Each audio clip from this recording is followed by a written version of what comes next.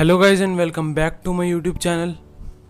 तो यार, जैसा कि मैंने पहले पार्ट्स में कहा था कि अब क्लास 2 और क्लास 1 मेडिकल आपके ऑफलाइन डायरेक्ट बुक नहीं कर सकते हम डॉक्टर के पास सीधा कॉल करके। अब हमें ईजीसीए का पोर्टल बना के ऑनलाइन ही बुकिंग करनी पड़ती है अपॉइंटमेंट की। तो इससे लास्ट पार्ट में मैंने बताया था कि मैंने जब ऑनलाइन अपॉइंटमेंट बुक करी थी तो उसमें जो मेडिकल इन्वेस्टिगेशंस अपलोड करनी थी वो मैंने आपको सब कुछ अपलोड करके दिखा दिया था, और उनमें कौन कौन से टेस्ट थे वो सब बताए थे मैंने। और वो NABL या NABH एक्रेडिट लैब से कराने थे, तो वो सब भी मैंने उस वीडियो में कवर कर लिया था। तो पहले आपको, अगर आपने अभी अप्लाई भी नहीं किया है क्लास 2 मेडिकल के लिए, तो पहले आप ये दोनों पार्ट देखें। इन दोनों के लिंक मैं डिस्क्रिप्शन में दे रहा हूँ, पार्ट 1 और पार्ट 2 से। तो वहाँ उस पार्ट 1 में मैंने बता दिया था ईजीसीए का पोर्टल कैसे बना के कैसे अपॉइंटमेंट बुक करते हैं, और सेकंड पार्ट में मैंने सारे टेस्ट जो अपलोड करने थे, इन्वेस्टिगेशंस, वो मैंने सब अपलोड करके अपनी रिपोर्ट्स आपको दिखा के अच्छे से समझा दिया था, और उसकी फ़ीस भी मैंने कवर कर दी थी उसी पार्ट में। तो मेरा भी कल ही क्लास 2 मेडिकल एग्जामिनेशन हुआ है, तो मैं इस वीडियो में मैं बताऊंगा कि वो मेरा कैसा गया, क्या क्या टेस्ट हुए, और उस सारी फीस बताऊंगा उस मेडिकल की। तो चलिए देर किस बात की, स्टार्ट करते हैं।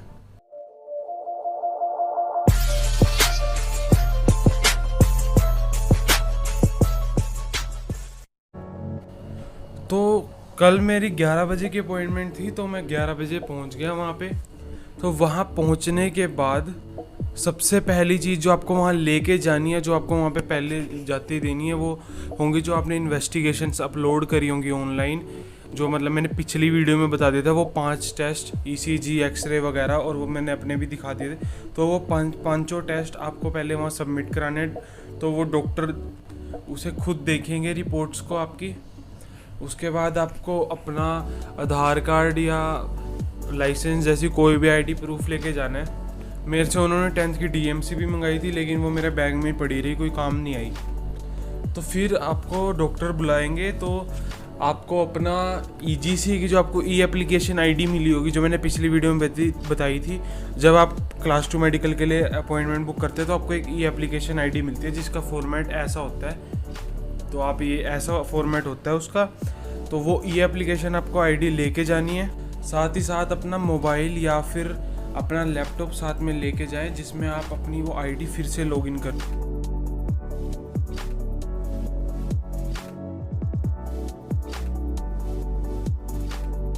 तो पिछली वीडियो में मैंने बताया था कि एक रीवैलिडेट का बटन होता है आपके जो सेकंड पेज पे मेडिकल डिक्लेरेशन आप करते हो, उस पर एक रीवैलिडेट का बटन होता है। वो ये पेज होता है, देख लो एक बार। तो इसमें आपका एंड में ना रीवैलिडेट का सेकंड पेज पे रीवैलिडेट का एक बटन आ जाता है। तो आपको ये डॉक्टर के सामने ही प्रेस करना है, अपने लैपटॉप या मोबाइल में अपनी ID खोल के। इस रीवैलिडेट का मतलब होता है कि उस टाइम तक, जब तक आप डॉक्टर के पास हो, वो सब जो आपने लिखा है वो सच है। तो अब डॉक्टर का काम रह जाता है, बाकी सारा आपने अपनी साइड से सब काम कर लिया होता है। तो अब डॉक्टर को अपने लैपटॉप में आपकी EGCA की एप्लीकेशन ID भर के उनके पास आपकी सारी इन्फॉर्मेशन चली जाएगी, जो भी आपने एप्लीकेशन में भरी होगी। तो वो सब वो देखने के बाद आपके जो पेंडिंग टेस्ट रह गए होंगे, मतलब जो टेस्ट रह गए होंगे वो करवाएंगे। या फिर अगर आपने उन 5 टेस्ट में से कोई नहीं करवाया, जैसे कि एक्सरे या ECG या प्योटोनोड्योमेट्री, इनमें से कुछ नहीं करवाया, तो वो आपका तभी करवा देंगे। तो मतलब आप बाद में भी करवा सकते हैं। अब अगर आपने सारी इन्वेस्टिगेशन अपलोड कर दी हैं, तो सिर्फ आपके ये टेस्ट बचते हैं, 2 टेस्ट। एक आपका आई टेस्ट बचता है, और एक आपका BMI, मतलब बॉडी मास इंडेक्स, मतलब कि ये रेशो होता है नॉर्मल बॉडी मास का। तो सबसे पहले मेरा खुद का पहले आई टेस्ट हुआ, तो मेरे को भी चश्मा लगा हुआ है। तो आई टेस्ट नॉर्मल नहीं होता, वो DGCA की गाइडलाइंस के साथ होता है आई टेस्ट आपका। उसमें आपका रेटिना वगैरह, कलर ब्लाइंडनेस वगैरह, ये सब कुछ चेक होता है। तो अभी मैं बताता हूँ डिटेल में कि उसमें क्या क्या हुआ मेरे आई टेस्ट में। तो मुझे भी दूर का चश्मा लगा हुआ था, तो उन्होंने पहले मेरे से नंबर पढ़वाए, मतलब जैसा कॉमनली आई टेस्ट में होता है। उसके बाद उन्होंने एक मशीन के ऊपर मेरी चिन रखवाई, मतलब उसमें एक पैराशूट सा था। तो उस पर हमें उसके अंदर देखना होता है, तो वो अपना दूसरी साइड से कर लेते हैं, जो रेटिना वगैरह पता नहीं किस चीज़ का टेस्ट होता है। फिर उन्होंने एक बुक थी उनके पास, जिसमें जिसमें गोले गोले से बने हुए थे बहुत सारे कलर के, और एक ही कलर के बीच में ना नंबर्स लिखे हुए थे। तो बिल्कुल सेम यही डिटो थी कॉपी। तो मैं आपको ये दिखा रहा हूँ जो स्क्रीन पे, तो ऐसे बीच में नंबर आइडेंटिफाई करने थे।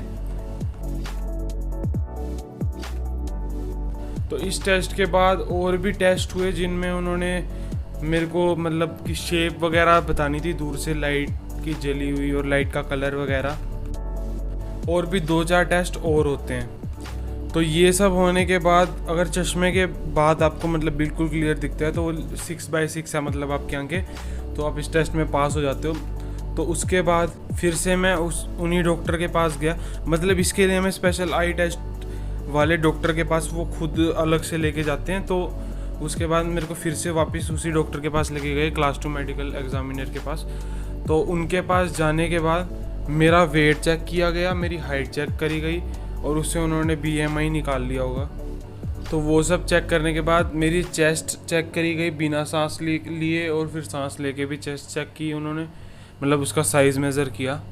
फिर उन्होंने कुछ BP वगैरह मेज़र किया मेरा, और फिर पूछा कि कोई बर्थ मार्क वगैरह तो नहीं है, तो मैंने था नहीं मेरे को कोई, तो तिल वगैरह था तो मैंने वही बता दिया था। तो EGCA के ऑनलाइन पोर्टल का मेन फ़ायदा यही है कि आपने जो टेस्ट थे वो पहले ही करा लिए, वरना आपका पूरा दिन लग जाता। तो ये सब काम में मेरे ज़्यादा से ज़्यादा 2-2.5 घंटे लगे होंगे, मतलब आई टेस्ट में लगा जो टाइम, उसके बाद तो कोई टाइम लगा ही नहीं, मतलब क्योंकि हमने टेस्ट पहले ही करा लिए थे। फिर उन्होंने मेरे से कुछ 7-8 पेजेस पे साइन करवाया, और 2 पेजेस पे कोई विटनेस का करवाया, मतलब कि आपके मदर फादर कोई भी अगर साथ जाते हैं तो एक साइन वो कर देते हैं। फिर उन्होंने मुझे एक पेज दे दिया जिस पे लिखा हुआ था that he is fit to become an student pilot. तो बस यही था मेडिकल एग्ज़ाम। तो अगर आपकी हेल्थ सही है और सब कुछ, आपको मतलब कोई दिक्कत नहीं लगती, तो आप इसमें फ़ेल होगे ही नहीं, मतलब कोई सवाल ही नहीं बनता फेल होने का। मतलब बहुत आसान सा ही होता है टेस्ट, कॉमन से टेस्ट होते हैं बिल्कुल। और अगर आपका BMI मतलब बॉडी मास इंडेक्स अगर गलत आ जाता है तो भी आपके 2 टेस्ट एक्स्ट्रा हो जाते हैं, उसमें भी कोई फ़र्क नहीं पड़ता। मतलब मेरे को इसके बारे में पूरा नहीं पता, बस मैंने ऑनलाइन पढ़ा था ये। तो ये सब होने के बाद बस यही होता है हमारा मेडिकल। तो आने के बाद तो अब डॉक्टर जो काम करते हैं वो कुरियर कर देते हैं आपकी ओरिजिनल रिपोर्ट सारी DGCA में।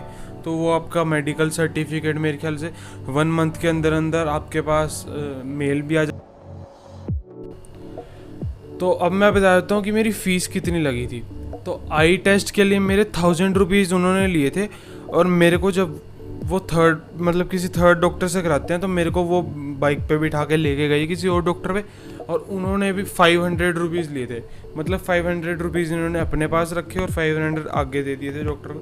तो 1000 रुपीज़ मेरे खुद के 1000 गए थे सिर्फ आई टेस्ट के, और 500 उन्होंने मेरे को कहा ये जो BMI वगैरह और BP वगैरह हुए इसके हैं, और उन्होंने बताया कि 2000 रुपीज़ डॉक्टर के हैं। तो उन्होंने ना हमें सिर्फ सीधा टोटल रुपीज़ मांगे थे कि 3500 रुपीज़ टोटल है। तो बाद में जब हमने पूछा था इंडिविजुअली तो उन्होंने बताया था कि इस चीज़ के।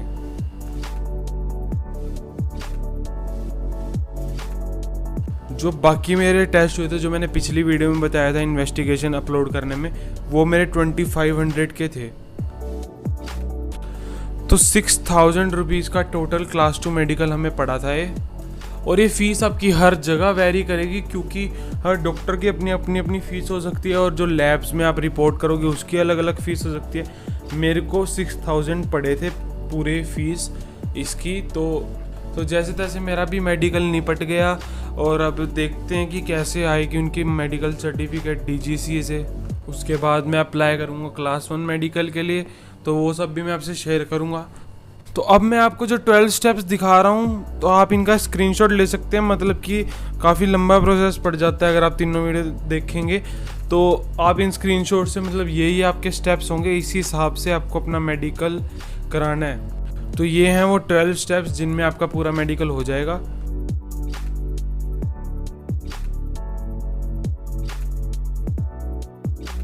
और अगर आप बाय चांस टेम्परेरी अनफिट हो जाते हो तो उसमें भी ये स्टेप आप लास्ट वाले पढ़ सकते हैं। तो इसमें लिखा हुआ है कि अगर आप टेम्परेरी अनफिट हो जाते हो तो भी क्या प्रोसेस होगा।